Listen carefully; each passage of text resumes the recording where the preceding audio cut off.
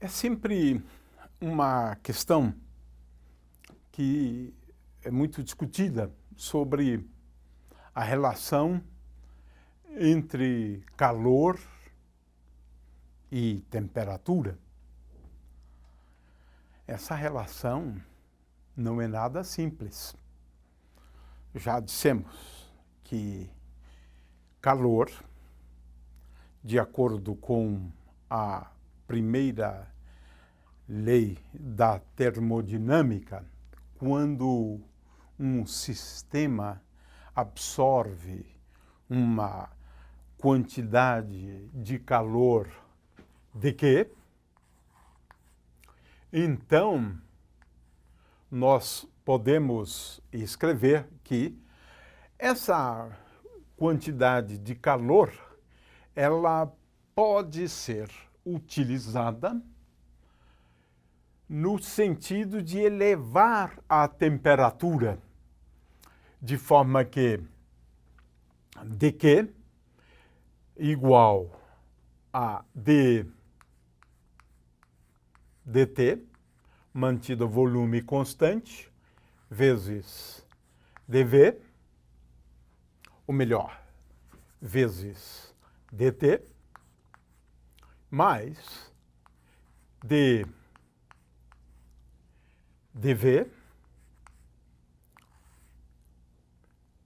mais P, e esse d e dv é mantido a temperatura constante, dv. O fato é que nós podemos, ao adicionar calor a uma determinada substância, podemos ter dois efeitos. O primeiro é de aumentar a temperatura, ter um acréscimo de temperatura. Mas o calor pode ser utilizado também para expandir, para realizar trabalho. De forma que esta relação entre fornecer uma quantidade de calor e observar um incremento de temperatura nem sempre acontece. Ora, vamos depois estudar situações nas quais pode acontecer que um incremento da temperatura aconteça por conta de uma quantidade de calor fornecido ao sistema. De forma que, nesses casos, e isto, sim, pode acontecer sob, por exemplo, duas circunstâncias, mantendo o volume constante, mantendo a pressão constante. Então, pode acontecer de haver uma relação entre a quantidade de calor absorvida e o incremento de temperatura. Vamos escrever esta relação como sendo C vezes dt. Ou seja, se o sistema absorve uma certa quantidade de calor, pode acontecer, sob determinadas circunstâncias, de que, como resultado desse calor absorvido, haja um incremento de temperatura. Nesse caso, existe uma relação bem simples entre calor e temperatura. Quantidade de calor absorvida e o quanto de temperatura o corpo aumentou. Então, existem circunstâncias mediante as quais há uma relação direta entre quantidade de calor absorvida e variação da temperatura. Por exemplo, se essa constante tem o nome de capacidade térmica da substância. Capacidade térmica, C. C. Ora, essa é uma constante importante, porque pode acontecer processos nos quais fornecer o calor aumenta a temperatura. Então, uma relação entre calor e temperatura. E essa relação é simples, admitindo, por exemplo, a constante C como sendo uma constante, é a capacidade térmica. Né? Muito bem. Ora, esta constante C depende muito de se estamos tratando de líquidos, da água, de gases, metais. O fato é que a gente, às vezes, precisa de recorrer a tabelas. Né? É claro que a gente não vai encontrar uma tabela para capacidade térmica, porque a partir da capacidade térmica, nós podemos definir, e para estas grandezas, nós podemos olhar em tabelas. Tá? Então, nós definimos, né, o calor específico, indicamos com a letra C, minúsculo. Este C da capacidade térmica é C maiúsculo, de forma que o calor específico é definido como sendo a relação entre a capacidade térmica e a massa do corpo.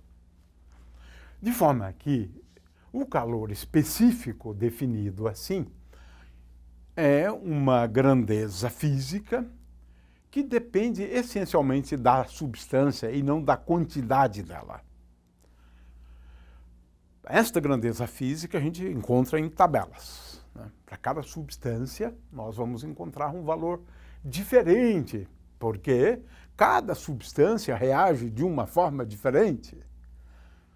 Ou seja, ela vai aumentar a temperatura em função do quanto recebeu de calor, mas de tal forma a obedecer uma relação linear. Então, essa grandeza física é o calor específico, uma grandeza física que caracteriza cada substância. É só procurar numa tabela para encontrar os valores dos calores específicos. Definimos também o calor específico molar. Vamos colocar um M aqui para lembrar. É claro que nos dois casos nós estamos falando, né, de grandezas que caracterizam uma substância e que não levam em conta a quantidade de matéria. Nesse caso, nós definimos o calor específico molar como sendo igual a capacidade térmica dividido pelo número de moles, N. Então, a partir da capacidade térmica de um corpo, nós podemos definir o calor específico e o calor específico molar. São grandezas que caracterizam as substâncias. Ora, mas pode acontecer também uma outra coisa, e que a gente observa facilmente na nossa casa, que é o seguinte: você fornece-se calor, por exemplo, uma panela contendo água. Podem perceber que a água vai esquentando, mas chega a uma temperatura na qual 100 graus Celsius, no caso da água, a partir daquele ponto, a temperatura fica constante. É quando começa o processo de vaporização. Mas também acontece no caso da fusão. Ou seja, na transição de fase sólido para líquido, bem como líquido para vapor, enquanto durar a transição de fase, passar de uma fase para outra, a temperatura permanece constante. Veja bem, você está fornecendo uma quantidade de calor. De quê? Mas não aumenta a temperatura. Na verdade, a temperatura da água que fica fervendo lá permanece a mesma até acabar a água.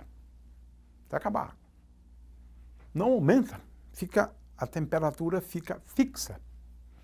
Então, veja só, nós estamos diante de uma situação interessante, porque, de novo, estabelece a distinção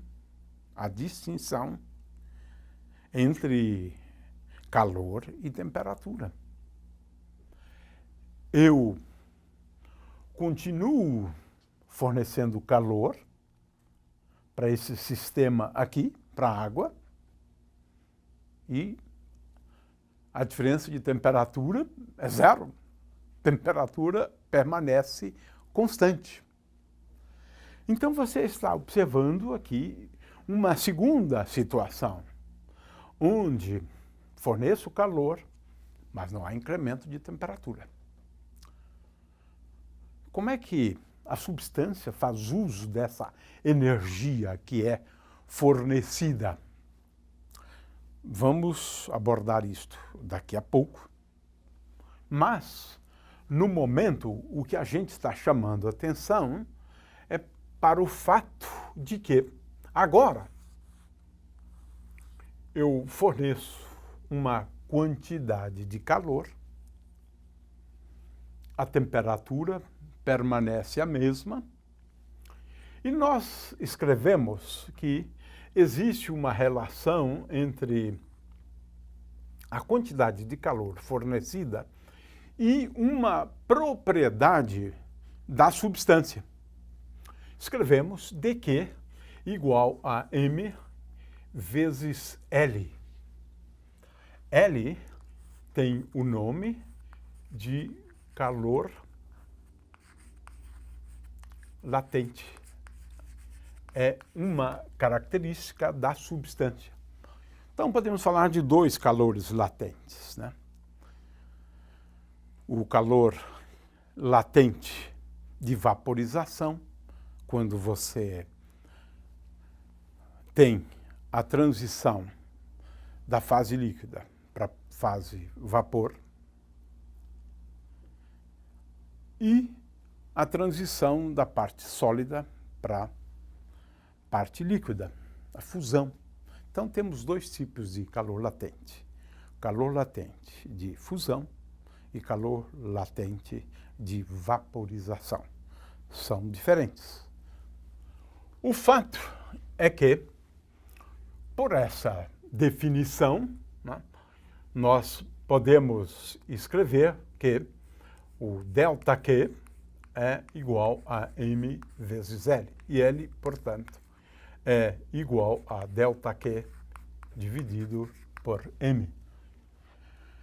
O fato é que nós podemos ter um incremento de temperatura, e só um incremento de temperatura em alguns casos, porque em outros casos nós temos um incremento de temperatura e também um incremento no volume. Então, o efeito do calor não é apenas aumentar a temperatura de uma substância. Pode ser de apenas aumentar a temperatura da substância.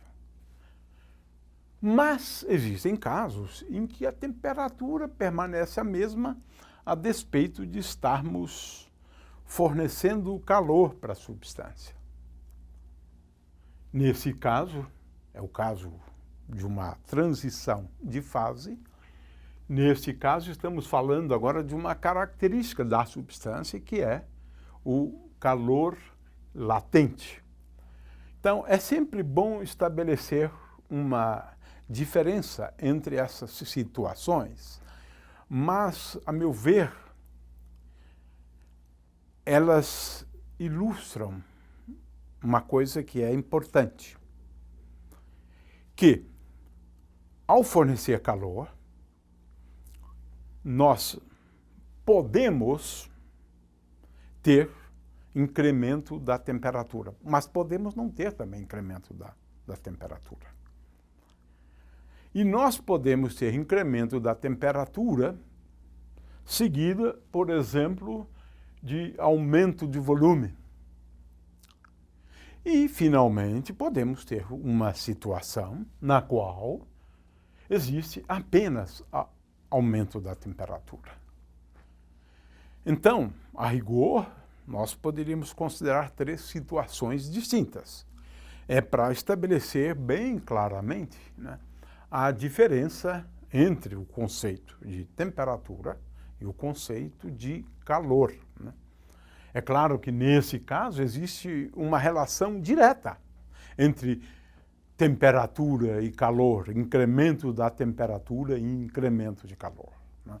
Neste caso aqui, mas nem sempre é assim.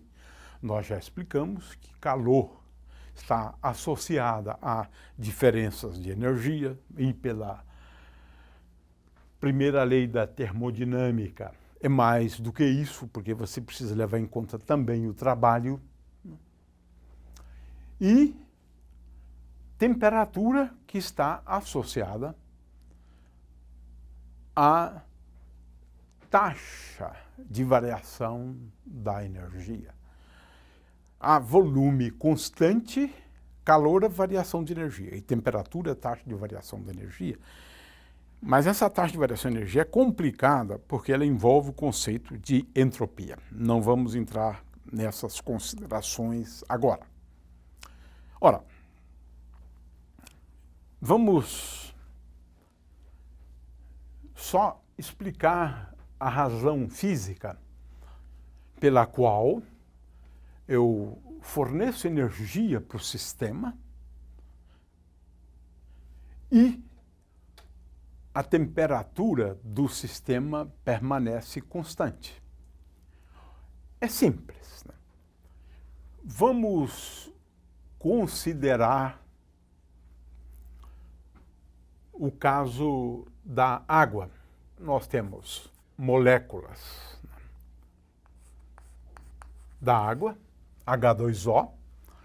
Poderíamos representar esta molécula assim, o oxigênio, hidrogênio e hidrogênio. E agora, estas moléculas formam um estado ligado, de tal forma a que estas moléculas da água ocupem posições de tal forma que elas possam se deslocar facilmente. O fato é que, neste caso, nós devemos levar em conta a existência de uma energia de ligação. Ou seja, para eu separar as várias moléculas da água, da substância água, no estado líquido, eu preciso fornecer energia. Energia para quê? Para separar as moléculas. Existe uma energia, conhecida como energia de ligação. Posso falar de energia de ligação por átomo, né? Mas o fato é que quando eu forneço energia para o sistema ou para a água líquida, a energia vai ser totalmente utilizada para separar estas moléculas. Nesse caso, estou falando de um gás, o vapor d'água, onde as moléculas estão separadas umas das outras. Ou seja, eu utilizo essa energia para separar o líquido água nos seus constituintes, que são as moléculas d'água. E é por isso que, ao fornecer energia, essa energia é utilizada apenas para separar as moléculas. enquanto todas elas não estiverem separadas, a água não vai aumentar a sua temperatura. O vapor não vai aumentar a sua temperatura. Isso, então, explica, né, por que existe o calor latente. Por que não existe aumento da temperatura, apesar de você estar injetando energia no sistema. Essa energia está sendo utilizada, mas não para aumentar a temperatura, para separar os constituintes.